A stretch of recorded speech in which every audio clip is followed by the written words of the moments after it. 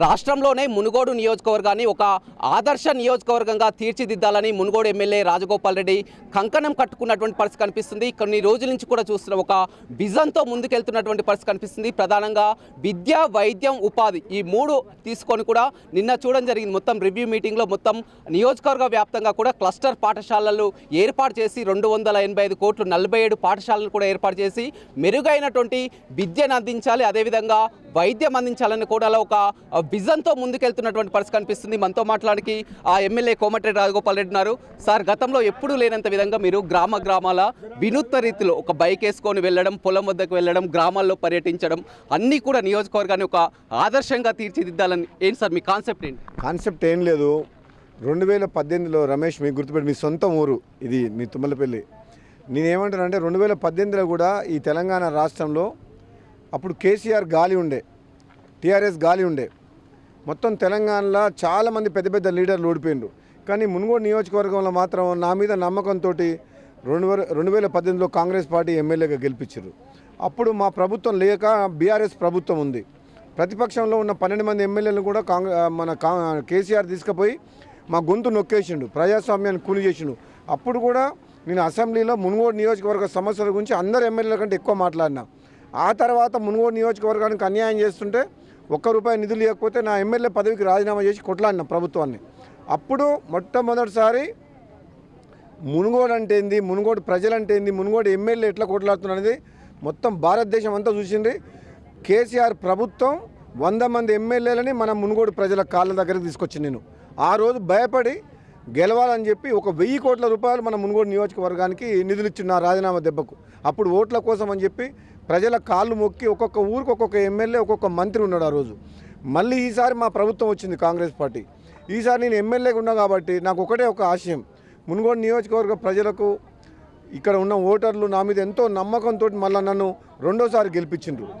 కాకపోతే నాకు ఒకటే ఆశయం ఏంటంటే, నాకు ఎన్నో జన్మల ఇది అనుబంధం అనుకుంటే ఈ మునుగోడు నియోజకవర్గ ప్రజలు నన్ను ఎంత నమ్మకంతో గెలిపించారు. కాబట్టి వాళ్లకు అండగా ఉండి ఈ ప్రాంతాన్ని అన్ని రంగాల్లో ముందుకు తీసుకుపోయి, ముఖ్యంగా పేద ప్రజలు ఏదైతే ఉందో వాళ్ళకి ఇండ్లు లేవు, వాళ్ళ కాలనీలలో రోడ్లు లేవు, మురికి కాలువలు ఉన్నాయి, వాళ్ళకి ఇక్కడ ఎన్నో రకాల సమస్యలు ఉన్నాయి, కరెంటు సమస్యలు ఉన్నాయి, ఇండ్ల మీదకి వెళ్ళి వైర్లు ఉన్నాయి అంటుర్రు, తాగునీరు సమస్యల సాగునీరు సమస్య ఉంది, ప్రభుత్వ బడులు లేవు, ప్రభుత్వ ఆసుపత్రులు, ఇట్లా చెప్పుకుంటూ పోతే చాలా సమస్యలు ఉన్నాయి. అందుకని నేను పర్సనల్గా ఎక్కువ సమయం ఇక్కడనే మునుగోడులో వండుకుంటా, గ్రామాల్లో తిరుగుకుంటా, గవర్నమెంట్ మీద ఒత్తిడి తీసుకొచ్చి ఈ కాంగ్రెస్ పార్టీ ప్రభుత్వంలో నాకు ఈ 5 ఏళ్ల పీరియడ్లో ఒక సంవత్సరంన్నర అయిపోయింది, ఇంకా 3.5 సంవత్సరాలు ఉంది. ఒక్క నిమిషం కూడా వేస్ట్ చేయకుండా ఇప్పుడు రోడ్ల గురించి చూడండి. ఇప్పుడు తుమ్మలపల్లి గ్రామం ఉంది, ఈ R&B రోడ్డు ఇది అయిందనుకోండి, వీళ్ళకు సేఫ్ రోడ్డు, మంచి రోడ్ అవుతుంది. మొత్తం మునుగోడు నియోజకవర్గంలో 300 రోడ్లు చేపట్టాలని చెప్పి నేను ప్రయత్నం చేస్తున్నా. అందులో భాగంగానే రోడ్ వెడల్పు కార్యక్రమం, ఎన్నో రోడ్లని పంచాయతీరాజ్ రోడ్లు ఉంటే R&B రోడ్ల కింద కన్వర్ట్ చేస్తున్నాం. పంచాయతీరాజ్ రోడ్లు కూడా మొత్తం తెలంగాణలో 3.75 మీటర్స్ విడుతుంటాయి. అంటే ఎదురుగా బండి వస్తే కూడా మనకు ఊళ్ళలోకి పోయే పంచాయతీ రోడ్లలో 2 బండ్లు పోరాదు. కానీ నేను ముఖ్యమంత్రి గారిని, గవర్నమెంట్ని, మన అధికారులని సీతక్కను ఒప్పించి ఇక్కడ ఒక 43 రోడ్లు 5.5 మీటర్లకు చేయించాను నేను ఇప్పుడు. అంటే ఇప్పుడు మునుగోడులో చరిత్రలో మొట్టమొదటిసారి పంచాయతీరాజ్ రోడ్లు 5.5 మీటర్లుగా కాంట్రాక్టర్లకు అగ్రిమెంట్ చేసినాం. ఎక్కడ జరగలేదు తెలంగాణ. విధంగా ఇక్కడ సాగునీటికి పూర్తిగా కరువు ప్రాంతం, ఎప్పటి నుంచో కూడా శివన్నగూడ రిజర్వాయర్ అనేది మొత్తం కూడా మునుగోడు ప్రాంత కళ. గతంలో బీఆర్ఎస్ కేసీఆర్ అధికారంలో ఉన్నప్పుడు కుర్చేసుకొని కట్టిస్తా ప్రాజెక్టును పూర్తి చేస్తా అన్నారు. మొత్తం కూడా ఇప్పటికీ ప్రాజెక్టు పూర్తి. ఆ ప్రాజెక్టు విషయంలో ఏం చెప్తారు? నేను చెప్తున్నా, శివన్నగూడెం రిజర్వాయరు, ఉదయ సముద్రం ప్రాజెక్టు, మూసీ ప్రాజెక్టులు ఇవన్నీ కూడా ఈ హయాంలో కంప్లీట్ చేపిస్తా. నేను ఒకటి 6 గంటలు నిద్రపోతున్నా, మునుగోడునే ఉంటున్నా. మునుగోడు క్యాంప్ ఆఫీస్కు చాలామంది నిన్న మీ తుమ్మలపల్లి గ్రామస్తులు అందరూ కూడా వచ్చిండ్రు. మీరందరూ ఏం చెప్తారు, వాళ్ళందరికీ ఏం చెప్తున్నా, మునుగోడు ఇల్లు క్యాంప్ ఆఫీస్ ఎమ్మెల్యే ఇల్లు అంటే అది ఎవరిది? మునుగోడు ప్రజల ఇల్లు. అది ఏ ఆపద వచ్చినా, ఏ సాపద వచ్చినా, ఏ కష్టం వచ్చినా, ఎవరికి ఏ ఆపద వచ్చినా అక్కడికి రమ్మంటున్నా, నేను అక్కడ ఉంటా అని చెప్తున్నా.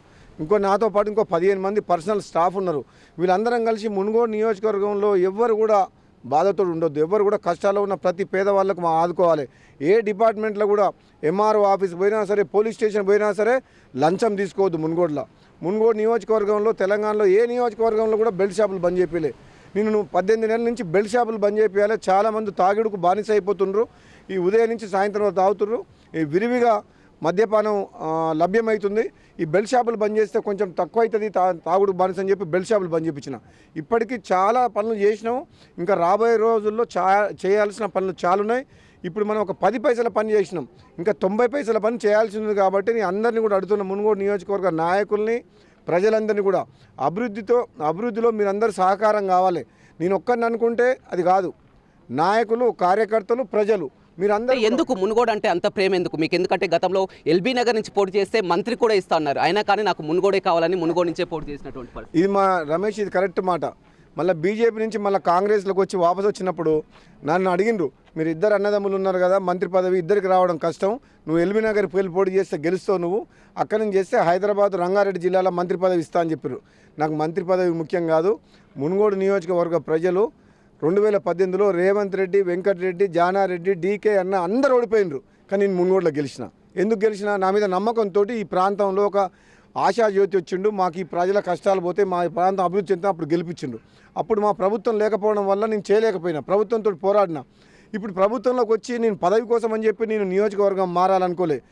ఈ ప్రాంతంలో ఉండి ఎమ్మెల్యేగా ఉన్న అధిష్టానం నా పదవి ఎప్పుడు ఇచ్చినా ఇవ్వకపోయినా సరే ఈ ప్రాంతం డెవలప్ చేయడం అనేది నాకు లక్ష్యం. కానీ నియోజకవర్గ ప్రజలు ఎమ్మెల్యేగా ఉండే ఇంత రివ్యూలు చేస్తున్నారు, ఇంత మునుగోడిని ఆదర్శంగా, అదే మంత్రి అయితే మొత్తం రూపురేఖలు మారుతాయని కూడా నియోజకవర్గాల ప్రజ ఆశ. అందులో నా ఆశ కూడా నేను నియోజకవర్గ ప్రజలు కాబట్టి ఏమంటారు? నేను మళ్ళీ రావాలంటే నేను బీజేపీ పార్టీలో ఉన్నా అంటే నేను ఎమ్మెల్యే పదవి కాదు, నా ప్రాంతం వెనకబడ్డది, ప్రభుత్వం వస్తుంది నేను వస్తే అని అంటే తప్పకుండా మంత్రి పదవి ఇస్తామని చెప్పి హామీ ఇచ్చింది. రెండోసారి మన పార్లమెంట్ ఎన్నికలప్పుడు కూడా కాంగ్రెస్ పార్టీ అధిష్టానం చామల కిరణ్ కుమార్ రెడ్డిని గెలిపించుకొని తీసుకురండి, ఈ భువనగిరి పార్లమెంట్కి మిమ్మల్ని ఇన్ఛార్జ్ పెడుతున్నాం, తప్పకుండా నీకు మంత్రి పదవి ఇస్తా అని చెప్పింది. నాకు అప్పుడు అధిష్టానం మీద, కాంగ్రెస్ పార్టీ నాయకుల మీద నేను నమ్మకంతో పనిచేసిన. కానీ ఒక్కటి రమేష్, నేను చెప్పగలుగుతున్నా, వివిధ కారణాల వల్ల అధిష్టానము మంత్రివర్గ విస్తరణ లేట్ చేసింది. వివిధ కారణాల వల్ల మొన్నటి మంత్రివర్గ విస్తరణలో నాకు చోటు లభించకపోయింది. ఇప్పుడు మంత్రివర్గం విస్తరణలో చోటు లభించకపోయినా నా వ్యక్తిగతంగా నష్టమైనా పర్వాలేదు, నాకు మంత్రి పదవి ఇవ్వకపోయినా పర్వాలేదు, కానీ నియోజకవర్గానికి అన్యాయం చేస్తే మాత్రం నేను ఊరుకోను. ఎందుకంటే నియోజకవర్గ ప్రజలు మళ్ళీ నా మీద ఆశలతోటి, పోయినసారి అంటే ప్రభుత్వం లేదు, ఈసారి ప్రభుత్వం వస్తే రాజగోపాల్ రెడ్డి ఎమ్మెల్యే గెలిస్తే ఈ ప్రాంతం డెవలప్ అవుతుంది, ఇటు రైతులు కానీ పేదలు కానీ అన్ని రకాలుగా అందరికీ న్యాయం జరుగుతుందని చెప్పి నన్ను గెలిపించిండ్రు. ఇప్పుడు నా మీద ఒక బాధ్యత ఉంది, నా పదవి కాదు ముఖ్యం, ఈ ప్రాంతాన్ని అభివృద్ధి చేయాల్సిన బాధ్యత నా మీద ఉంది. కాబట్టి నేను అందుకనే ఆహార నిమిషాలు రాత్రి మగలు 24 గంటలు ఒకటే ఆలోచిస్తున్నా. ఇప్పుడు నేను ఎమ్మెల్యేగా ఉన్న రోజులు ఒక్క నిమిషం కూడా వేస్ట్ చేయొద్దు, ఈ నియోజకవర్గాన్ని అన్ని రంగాల్లో అభివృద్ధి చేసి, ముఖ్యంగా పేదలకు, ఇప్పుడు పేదలకు ఇండ్లు ఇచ్చిండ్రు, ఊళ్ళల్లో 20 ఇండ్లు ఇస్తే ఇంకా 30 మంది అడుగుతుండ్రు, స్థలం లేని వాళ్ళకి ఇవ్వలే, స్థలం ఉన్న వాళ్ళకు కూడా ఎన్నో రూల్స్ పెట్టిండ్రు గవర్నమెంట్. ఆ రూల్స్ వల్ల చాలామంది అర్హులైన పేదలకు కూడా ఇల్లు రాలేదు. కాబట్టి రేషన్ కార్డులు ఇంకా చాలామందికి రావాలి. ఎన్నో ఏళ్ళ నుంచి పెన్షన్లు ఇస్తలేరు, పెన్షన్లు ఇవ్వాలి, రేషన్ కార్డులు ఇవ్వాలి, అర్హులైన పేదలందరికీ ఇల్లు కట్టియాలి. ఎన్నో రకాల సమస్యలు ఇప్పుడు గ్రామాల్లో ఉన్నాయి. కాబట్టి ఇవన్నీ తీర్చాల్సిన బాధ్యత నా మీద ఉంది. వాళ్ళ కోసమే నేను పనిచేస్తే తప్పితే, అధిష్టానం ఏ రోజు ఏ పదవి ఇచ్చినా సరే నేను తీసుకుంటే తప్పితే, కానీ అప్పటి వరకు పదవి కోసం అని చెప్పేసి నేను ఇంట్లో కూర్చోను. త్వరలో జరగబోయే స్థానిక సమస్యలు ఎలా ఉండబోతుంది? ఎందుకంటే గతంలో మీరు అధికారంలో లేనప్పుడే, కేసీఆర్ హవా ఉన్నప్పుడే మొత్తం నియోజకవర్గంలో జెడ్పీటీసీలను కానీ, ఎంపీపీలను కానీ, మొత్తం మున్సిపల్ చైర్మన్ కానీ గెలిపించుకున్నారు. ఇప్పుడు త్వరలో జరగబోయే ఎన్నికల్లో ఎలా ఉండబోతుంది అనుకుంటున్నారు? ఈసారి స్థానిక సంస్థల ఎన్నికల్లో మునుగోడు నియోజకవర్గంలో వినూత్నంగా ఉంటుంది. ఎందుకంటే ఆపోజిషన్ పార్టీ లేదు, మాకే పోటీ. మా దగ్గర ఎవరైనా నేను బీఫామ్ ఇవ్వలేకపోతే పోయి మళ్ళీ అవతలకి వెళ్ళి పోటీ చేయాల్సిందే తప్పితే, నిజంగా ఈసారి మాత్రం తప్పకుండా 90%, 90% సర్పంచులు, ఎంపీటీసీలు, జెడ్పీటీసీలు కాంగ్రెస్ పార్టీ గెలవబోతుంది. ఎందుకంటే నాకు తెలిసి ఈసారి ఇక్కడ ప్రభుత్వం ఉంది, నేను ఎమ్మెల్యేగా ఉన్నా, ఈ ప్రాంతం అభివృద్ధి కావాలి, వాళ్ళ సమస్యలు పోవాలి. ఏ పార్టీకి ఓటేస్తే పోతుంది? బీఆర్ఎస్ పార్టీ సర్పంచ్ గెలిస్తే, BRS party MPTC, BRS ZPTC గెలిస్తే వాళ్ళ సమస్యలు పోతాయా?